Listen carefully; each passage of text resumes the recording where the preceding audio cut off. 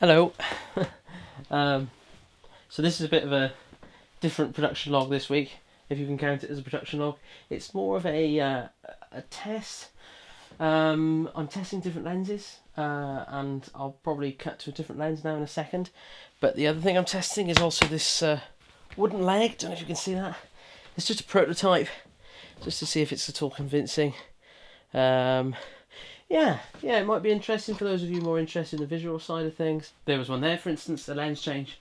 This one's a different focal length, but hopefully it's not too dissimilar, that you can see the difference in the quality of glass. That's the sort of thing I'm trying to show, or to experiment with more so. I'm trying to keep the lighting and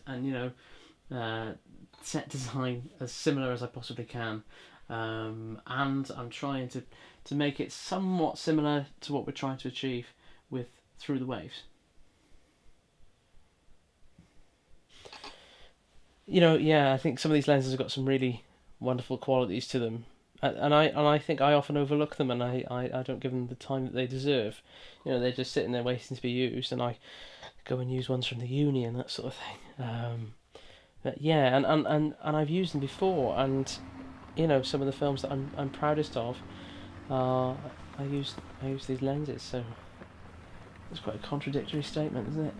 And as you may have noticed, some of these lenses are absolutely fantastic and look so unusual. And then some of them are really clean and professional, and boring. But I'll send it over to Marcelina, our cinematographer, to see what she thinks. She might hate them all, in which case we'll go with like the uni ones, or she's got a couple of lenses herself. I'm in contact with a few people who don't mind lending their lenses to us, and it's all fantastic, but we've got to pick what's right for the film. I got a little taken away recently by looking into Zeiss super speeds and rental houses and things, but we've got to stick to what we can afford, obviously, and do the best with what we already have. And I think it's really possible to do what we want to with what we've got. But the fun thing about lenses is that they're often very customizable. So although some of these lenses are really clean, you can put all sorts of filters on them and make them look completely different. For instance, with my Canon 50mm, I've got an anamorphic filter, which makes everything look like it cost £1 million, which is amazing. But the drawback with that is that, first of all, it's not really anamorphic, but second of all, I only have that adapter for that one lens, for that one focal length. So you have to start making choices. If I really want that effect, do I look at real anamorphic lenses? Do I shoot the whole film at 50mm, or check out these lens flares?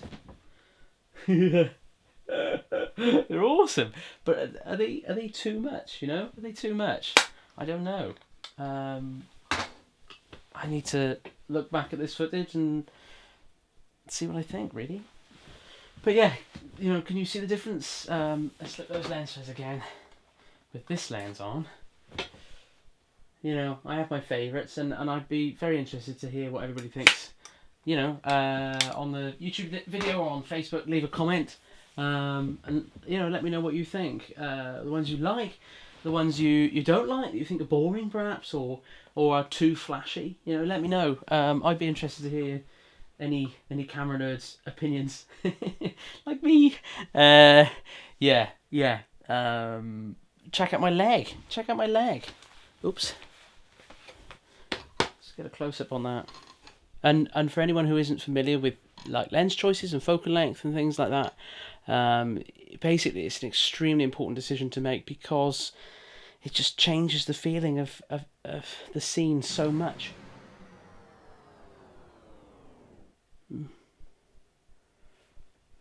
That's weird.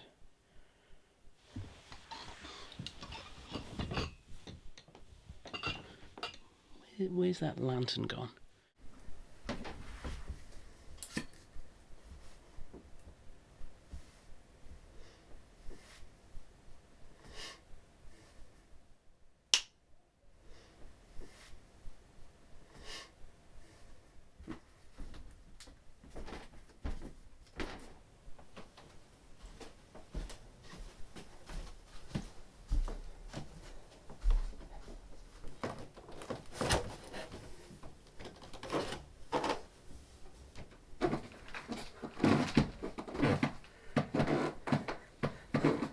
I think I'm slowly, no, I've lost it again.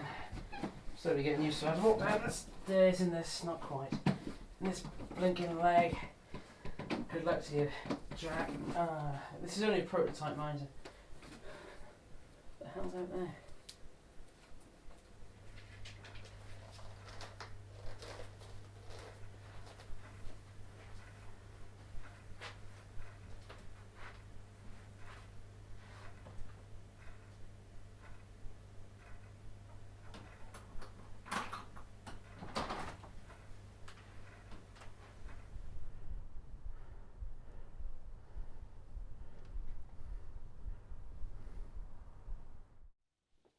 Extend the campaign.